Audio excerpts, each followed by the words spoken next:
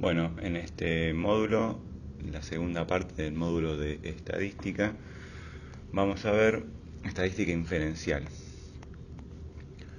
La estadística inferencial lo que busca es, a partir de muestras, ya que estudiar a la población resulta muy costoso y a veces imposible, entonces selecciona muestras, que ya lo vimos en el módulo de materiales y métodos, cuál era la representatividad o qué criterios tenía que seguir una muestra para ser representativa de la población, y a partir de esta muestra elegida uno intenta estimar a través de inferencia estadística los parámetros poblacionales. Entonces, a partir de los estadísticos muestrales, ya sea la media muestral, la varianza muestral, el desvío estándar muestral, que son resultados calculados en la muestra, se infiere, con cierto error por trabajar con muestras, el parámetro, que son el mismo valor, o mejor dicho, los valores de la población. O sea, la media poblacional, la varianza poblacional, el desvío estándar y así, cualquier estadístico que uno quiera calcular. Lo que es muy importante es saber si esta muestra es representativa para poder hacer una inferencia correcta. Este punto de representatividad muestral ya lo vimos, o hay que tenerlo en cuenta con los criterios de selección que uno elige o que uno toma para crear la muestra. Y más que nada, con el tamaño muestral. Todos estos puntos los vimos en el módulo de materiales y métodos. Entonces tenemos dos tipos de estadísticas, la estadística descriptiva y la estadística inferencial. La estadística descriptiva ya la vimos, se encarga de presentar, organizar y resumir información y es el motor para generar hipótesis. En cambio, la estadística inferencial lo que busca es probar si estas hipótesis pueden ser tomadas como válidas o como una forma de explicar el fenómeno determinado que queremos estudiar, o si hay que descartar las hipótesis, ¿sí? Eso es lo que busca la estadística inferencial. Vamos a seguir con nuestro ejemplo vector o nuestro ejemplo rector del curso, con la pregunta de investigación si es eficaz la microelectrólisis percutánea en disminuir el dolor de nadadores profesionales con dolor inespecífico de hombro en comparación al reposo absoluto. Esto ya lo habíamos visto. A partir de eso generamos una pregunta pico, donde MEP es la intervención, el dolor es el outcome, o la disminución del dolor es el outcome, los nadadores profesionales con dolor inespecífico de hombro son la población, y el reposo absoluto es la comparación. Vimos ya que hay que definir, delimitar cada uno de estos puntos, ¿sí? A qué nos referimos con nadadores profesionales, a qué nos referimos con MEP. ¿Por qué inferir? Bueno, inferir permite a los investigadores que los resultados que se obtienen en la muestra puedan ser pensados para la población, puedan aplicarse en la población, ¿sí? Es decir, que aquello que yo encontré en mi muestra ocurra o pase lo mismo con toda la población, de los mismos sujetos. Obviamente tiene que ser una población en la cual se puede inferir. Entonces, si obtuve con la aplicación de MEP una disminución del VAS de 4 puntos, yo estimo o infiero que también mejorará 4 puntos en la población, en la misma población, pero sin haber sido estudiada, ¿sí? Siempre existe una chance de error de que esa idea mía de que el MEP funciona no ocurre en la población. Entonces, ese error yo trato de minimizarlo aplicando estadística inferencial y específicamente viendo si esa diferencia es estadísticamente significativa. ¿Y qué quiero decir cuando digo significación estadística? Es que esas diferencias que observo no sean por azar, sino que sean por el factor que yo estoy introduciendo como experimento. En este caso, el MEP. Que el MEP cambie el dolor en mayor medida, mejor, disminuya el dolor, más que el reposo absoluto. Y que la diferencia entre los dos grupos sea verdadera. ¿Cuándo voy a decir que hay significación estadística? Decimos que hay significación estadística cuando hay menos del 5 a 100% de probabilidades de que las diferencias han sido por azar. Es decir, que en el 95% de las veces que yo repita este experimento, yo voy a tener diferencias verdaderas y no por azar, ¿sí? De ahí surge el famoso valor de P, que de menos de 0,05, ¿sí? Entonces, hipótesis, existen diferentes tipos de hipótesis. La hipótesis la vamos a tomar como la solución a nuestro problema de investigación, no es más que eso. O sea, yo propongo una afirmación y digo, en este caso, en nuestro ejemplo, que el MEP sirve para disminuir el dolor inespecífico de hombro en nadadores con dolor inespecífico de hombro, ¿sí? Y el dolor lo voy a representar como una disminución en la escala de visual análoga, ¿sí? Cuando hay disminución del puntaje de la escala visual análoga, eso me dice que hay menor dolor. Voy a tener dos tipos de hipótesis. La hipótesis alternativa, que se abrevia como H1, y la hipótesis nula, que se abrevia como H0. La hipótesis alternativa es la hipótesis de trabajo, ¿sí? Es la hipótesis que yo creo que va a pasar. Es la solución a mi problema. Pero como dice ahí la página, yo nunca puedo estar seguro de que una hipótesis es falsa, que una hipótesis es verdadera, pero sí puedo estar seguro de que una hipótesis es falsa. Entonces, la hipótesis alternativa, la de trabajo, nunca voy a poder estar seguro de si es verdadera o no. Entonces lo que yo hago es crearle una hipótesis a la cual puedo aceptar la falsedad, que es la hipótesis nula, y que no es más que la negación de la hipótesis alternativa. Si mi hipótesis alternativa dice que el reposo absoluto o el MEP son diferentes para tratar el dolor inespecífico de hombro en 4 puntos, entonces la hipótesis nula que voy a creer es que no hay diferencias entre MEP y reposo para tratar el dolor inespecífico de hombro y piripipi.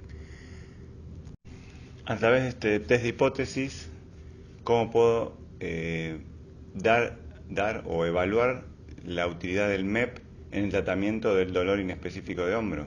Bueno, voy a crear una hipótesis alternativa, como ya hablamos, y a eso le voy a crear la hipótesis contraria, que es la hipótesis nula. Si logro encontrar diferencias, o si los grupos muestran diferencias, y esta diferencia obtiene un valor con una significación estadística con un valor de P menor a 0,05, sumo evidencia, tengo que rechazar la hipótesis nula de que no hay diferencias, con 95% de confianza, o la posibilidad de cometer un error tipo 1, que ahora vamos a ver, del 5%, que no es más que decir de otra manera, ese P valor es menor a 0,5, de que el MEP es diferente al dolor inespecífico de hombro. Lo que puede pasar es lo contrario, que el valor de P sea mayor a 0,5, entonces no puedo rechazar la hipótesis nula y acepto que no hay diferencias entre MEP y el reposo. No quiere decir que el MEP no sirva, sino que no encontré diferencias, ¿sí? En otra muestra tal vez sí la encuentre, o no la encontraré nunca y realmente no hay diferencias entre el MEP no funciona más que el reposo en el dolor inespecífico de hombro. Valor de P en otras palabras, o sea que lo que trato de probar con el test de hipótesis es la probabilidad de observar una diferencia igual o mayor a la observada si la hipótesis nula es cierta. O sea que si la hipótesis que yo estoy tratando de probar observo o me arroja los resultados del estudio diferencias entre los grupos mayor a lo que yo establezco como punto de corte, en este caso 4 puntos, quiere decir que la hipótesis nula no es cierta, es que sí hay diferencia, ¿sí? Y a partir de eso, como muestra la flecha, tengo que rechazar la hipótesis nula. O sea, que si el valor de P está por debajo del punto de corte de 0,05 o 5%, que es lo mismo, yo tengo que rechazar la hipótesis nula de no diferencia. Este valor de P es una convención, no hay un valor de P que me diga es más o menos falsa la hipótesis nula o debo rechazar más o menos la hipótesis nula. La hipótesis nula es una asociación dicotómica. Se pone un valor de corte, si la probabilidad es menor a ese valor de corte, se rechaza la hipótesis nula. Si está por arriba de ese punto de corte, se acepta la hipótesis nula, la hipótesis de no diferencia. Esta cuestión del valor de P por convención puede ser que se ponga en 0,01. Entonces yo tengo que obtener valores de P menor a 0,01 para poder rechazar la hipótesis nula, ¿sí? Y con estos valores de P que concluimos. Si el valor de P es de 0,95, está en verde, tengo que aceptar la hipótesis nula. No hay diferencia en los tratamientos. Si el valor de P es de 0,049, que es menor a 0,05, tengo que rechazar la hipótesis nula. Lo mismo en el de abajo, si es menor a P 0,0 y muchos ceros hasta 6, es mucho menor a 0,05 tengo que rechazar la hipótesis nula. Y los dos ejemplos, el P igual a 0,4 es mayor al 0,05, tengo que aceptar la hipótesis nula. El último, P igual a 0,05, es igual a 0,05. Como es una decisión dicotómica, yo me había puesto ese punto de corte al ser igual, no la tengo que rechazar, la tengo que aceptar. ¿Sí? Si yo sumo decimales a ese 0,05, tal vez es 0,51, es mayor, o 0,5 es igual a la zona, al punto de rechazo, la hipótesis nula en este caso debe ser aceptada, o sea que no existen diferencias. Los grupos no disminuyeron lo suficiente o no cambiaron lo suficiente con los dos tratamientos como para decir que el factor tratamiento es lo que los hace diferentes. Eso es lo que explica el rechazo o aceptación de hipótesis nula. Este cuadrito, que es un poco complejo, nos va a ayudar a entender el test de hipótesis. El test de hipótesis siempre, o mejor dicho siempre no, pero por convención se utiliza un valor de P de 0,05, que estamos hablando de una confianza del 95% de no entrar en algún tipo de error. Como vemos existen dos tipos de error, error tipo 1 y error tipo 2. ¿Sí? Existe una idea de que nosotros nunca vamos a saber la verdad, nunca vamos a saber si la hipótesis nula es verdadera o es falsa. ¿Sí? Entonces nos manejamos con criterios de error, con márgenes de error. Un error tipo 1 es la posibilidad de que el investigador rechace la hipótesis nula, diga que hay diferencias cuando en realidad esas diferencias no existen, ¿sí? Porque Dios, que es el señor de barba que figura arriba, nos está mostrando que no hay diferencia entre los grupos, ¿sí? Entonces cometo error tipo 1, el error por ser demasiado confiado o por ser muy por querer que mi investigación dé resultado, ¿sí? En realidad no es un error que cometo yo, es un error que surge de los datos. No rechazo la hipótesis nula cuando en realidad es falsa, cuando en realidad es verdadera. El otro tipo de error que puedo cometer es el error tipo 2, y es el error por escepticismo. Yo rechazo la hipótesis nula, la acepto, cuando en realidad esta era falsa. La hipótesis nula es falsa y yo digo que en realidad que no hay diferencias, cuando en realidad sí sirve el tratamiento. El MEP sí genera diferencias, pero yo no lo sé y mis resultados no me dieron eso, me dieron un valor de P igual a 0,0, igual o mayor a 0,05, entonces tengo que aceptar la hipótesis nula, ¿sí? Pienso que el MEP no funciona cuando en realidad funciona. Entre estos dos errores, y por eso ponemos un margen de error de bajo de 0,05, y eso me está dando una confianza de aceptar o rechazar la hipótesis nula del 95%. Uno de los puntos más controvertidos en un ensayo clínico es el uso de muestras. En realidad no sé si la palabra es controvertido, pero es uno de los puntos en que uno más puede atacar a los ensayos clínicos, porque la muestra, al no ser representativa, hace que la inferencia sea inválida. Saber si una muestra es representativa tiene varios puntos a cual criticarle. Pueden ser los criterios de inclusión, los criterios de exclusión, la eliminación, si se hizo análisis de intención de tratar, un montón de factores que pueden hacer que la muestra no sea representativa. El más importante de todos es el tamaño, ¿sí? El tamaño muestral hace que la muestra deje de ser representativa. Si yo tomo una muestra pequeña porque lo calculé con estadísticos de otros estudios y no obtengo un tamaño muestral adecuado, el estudio va a llegar a conclusiones erróneas. Entonces, el test de hipótesis que habíamos visto, podemos entrar en esos errores tipo 1 o tipo 2 debido a que el tamaño muestral no es el adecuado. Como muestra la diapositiva, existen varias formas de calcular el tamaño muestral. Y cada tipo de relación entre variables o entre estadísticos me va a hacer calcular el tamaño muestral de una manera determinada. Si quiero comparar dos medias hay una fórmula, si quiero comparar dos proporciones hay una fórmula, si quiero calcular el loss ratio poblacional también, lo mismo para riesgo relativo, para curvas de Kaplan-Meier. Ya cada estudio que quiera hacer una inferencia correcta debería calcular el tamaño muestral. No todos los estudios calculan el tamaño muestral. Por ejemplo, si yo hago un estudio donde calculo el odds ratio poblacional, tal vez calculo el tamaño muestral para el odds ratio poblacional. Y a partir de ese estudio también puedo generar una curva de Kaplan-Meier.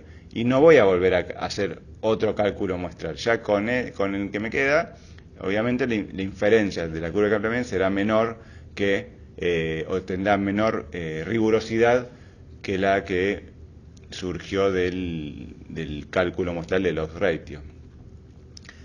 Obviamente los cálculos muestrales como investigadores no los hacemos nosotros, a no ser que alguno de ustedes después se dedique un poco a la estadística. No es difícil, ¿sí? Hay varios programas para hacerlo, pero si no, termina en las manos de un estadístico, ¿sí? Para calcular. Lo que uno tiene que conocer bien son las variables y qué medida de efecto quiere comparar. Si quiere comparar media, quiere comparar proporciones, si quiere comparar odds ratio, riesgo relativo.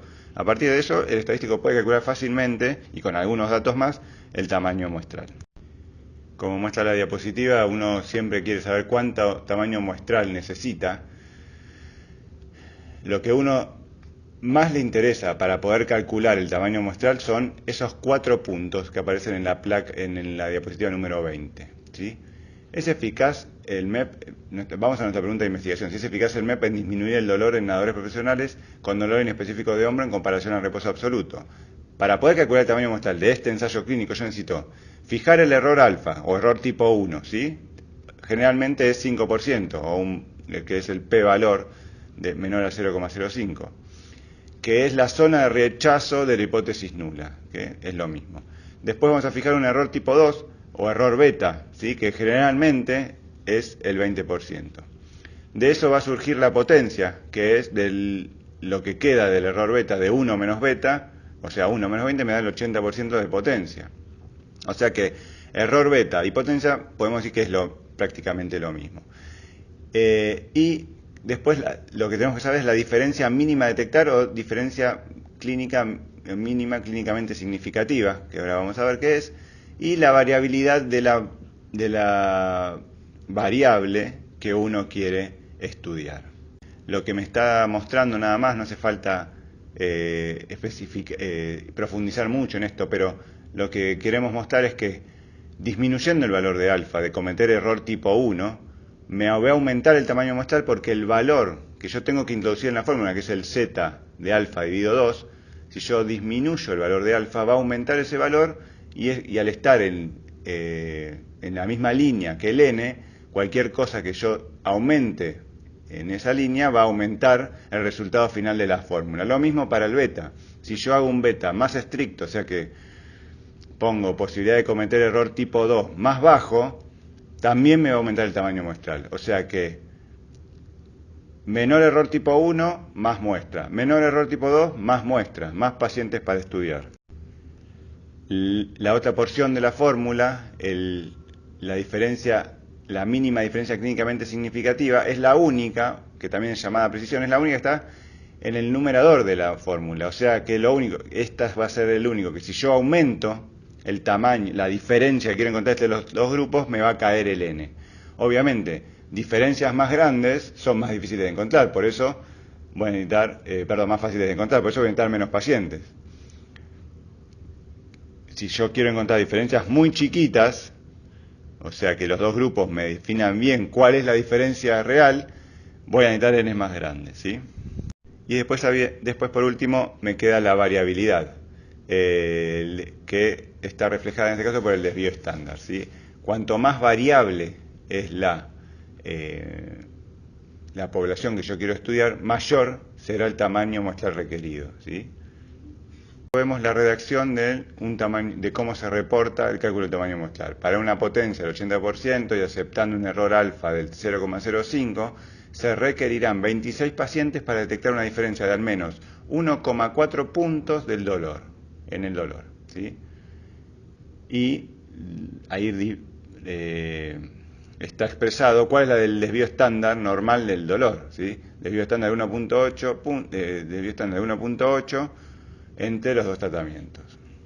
Y vamos a ver que hay dos tipos de inferencia, por punto o por intervalo. Por punto yo voy a estimar a partir de un estadístico muestral el valor del parámetro poblacional, ¿sí? Con cierto grado de error alfa y con algún grado de confianza que es el 1 menos alfa, o sea el 95%, o el 5% de error alfa habitualmente. Y si no, puedo estimar por intervalo. En este caso, se calculan dos valores numéricos del estadístico que forman un intervalo en donde debería encontrarse el valor poblacional, ¿sí?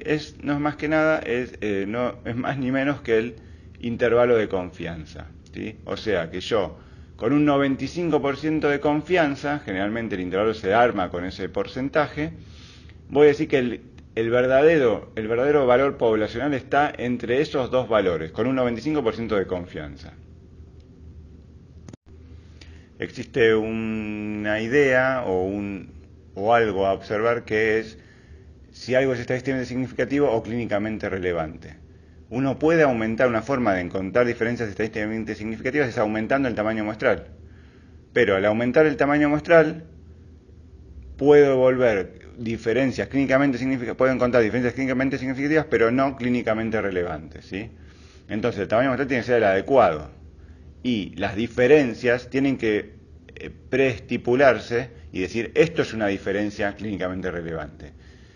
Si no encuentro con el tamaño muestral adecuado una diferencia clínicamente relevante, la mínima diferencia clínicamente importante, entonces aumentar el tamaño muestral me va a llevar a encontrar diferencias estadísticamente significativas, pero pierden relevancia clínica. En este ensayo clínico de la New England que miraban la trombosis del stent, una terapia dual de antiagregación plaquetaria versus una terapia única, que era aspirina, y la de la aspirina más tinoperidine. Y pareciera, si uno mira el gráfico que está dentro de la curva de riesgo, parecía que hay diferencias importantes, ¿sí? Cuando mira cuántos son la incidencia acumulada de estas trombosis de stent, ve que en el grupo a los 2 y 30 meses es de 0,4 a 1,4. Las curvas reales son las de abajo, ¿sí? Las que están por fuera del gráfico, que se separan más la línea verde y azul. Y ahí casi no están separadas. O sea que aumentando el tamaño muestral, lo que quiere mostrar este gráfico o esta publicación de una revista muy prestigiosa como la New England, es que yo puedo encontrar diferencias entre los dos grupos, pero las incidencias que tenemos no son clínicamente relevantes. 0,7 a los más de 12 a 33 meses versus 1,4% de estenosis del stent. Entonces, agregar una droga versus la aspirina, que es muy barata, no sé si tendría muchos beneficios clínicos. En la diapositiva 35 lo que vemos es el intervalo de confianza, cómo se construye un intervalo de confianza. Habíamos hablado de que la estimación puede ser por punto o por intervalos de confianza.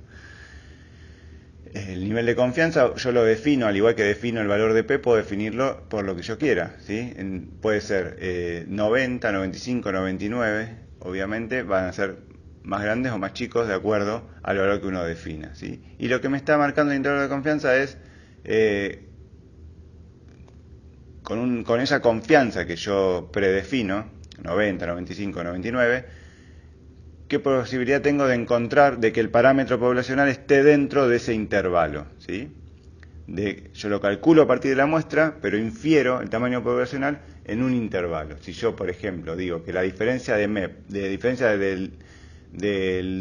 dolor entre los dos, entre el tratamiento con MEP y el tratamiento con reposo absoluto, es de 4 puntos, y calculo un intervalo de confianza para ese resultado, me dará entre 2 y 8 puntos, por ejemplo. Entonces, la población con un 95% de confianza va a disminuir entre 2 y 8 puntos, seguramente, entre ese rango, el dolor, aplicándole MEP versus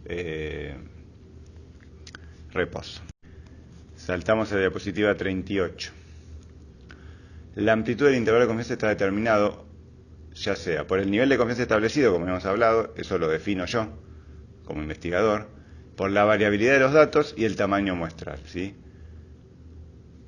Cuando los datos son variables, en el primer ejemplo, los intervalos de confianza son amplios, ¿sí? Si yo sumo tamaño muestral, o sea, aumento la cantidad, el intervalo de confianza se hace más chico. O sea, la posibilidad de inferir correctamente el parámetro poblacional con una confianza determinada es más pequeño. Y si aumento mucho más el tamaño muestral, el intervalo de confianza se hace mucho más chico, ¿sí? O sea, ¿por qué? Porque estoy representando mejor a la población. Entonces, la posibilidad de cometer error tipo 1, de que el resultado esté fuera del intervalo de confianza, es menor.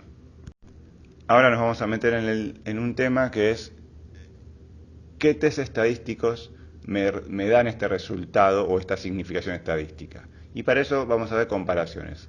Lo primero que tenemos que ver es qué tipo de pruebas vamos a usar. Si vamos a usar pruebas paramétricas o no paramétricas. Y para eso, como muestra ahí Abraham, lo que hacemos es separar, definir si las variables que estoy trabajando presentan normalidad u no normalidad, ¿sí?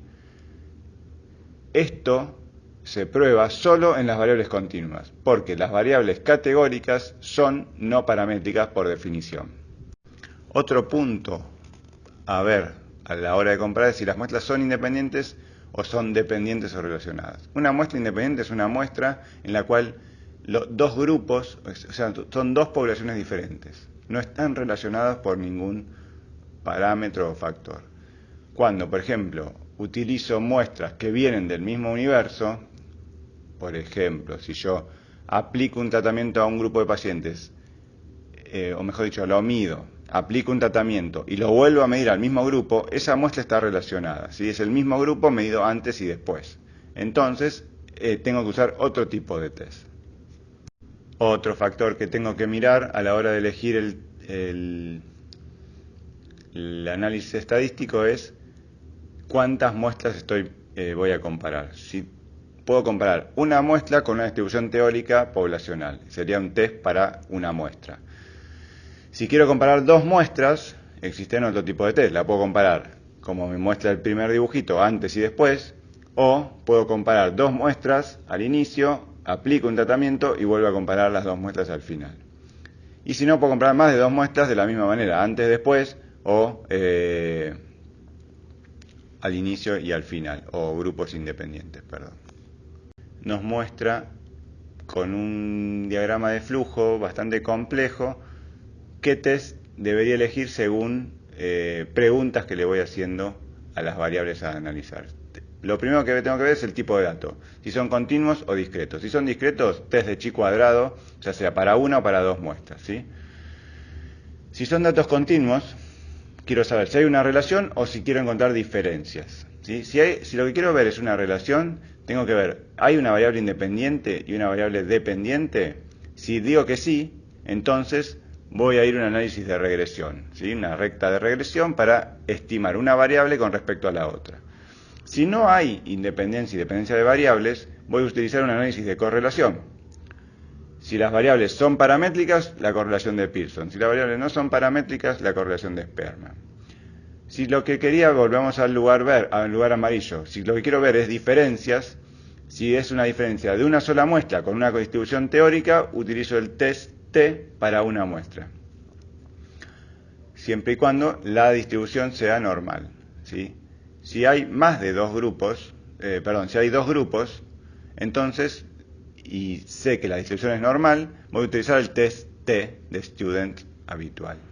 Si la distribución no es normal, como muestra ahí la pregunta, se asume o se satisface el parámetro, la asunción de parametricidad. Si digo que no, voy a ir al test de Mann-Whitney o de Wilcoxon. ¿Qué pasa si hay más de dos grupos? ¿Sí? Tengo que saber si hay parametricidad, si son normales las variables. Si son variables normales, test de ANOVA. Si no son variables normales, test de Kruskal-Wallis. Después aparece algo más complejo que es transformación de data para volver datos anormales, poder trabajarlos con ANOVA, ¿sí? Que es un test un poco más robusto.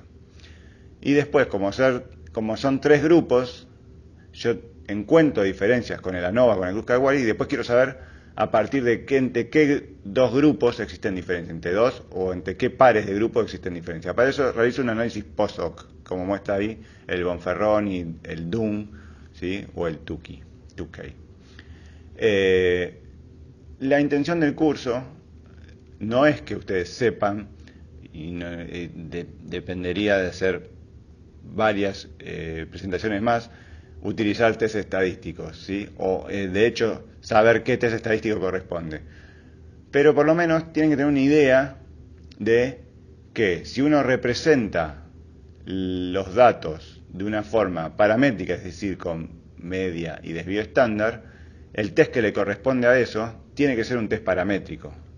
Siguiendo este diagrama de flujo pueden llegar a esa conclusión. ¿Sí? Si es una comparación entre dos grupos paramétricos, voy a utilizar el test de Student. ¿Sí? Si son tres grupos paramétricos, voy a utilizar ANOVA. ¿Y cómo sé si son paramétricos o no? Porque utilizo el desvío estándar y la media, ¿sí? Y no la mediana y el rango intercuartil. Muchas gracias.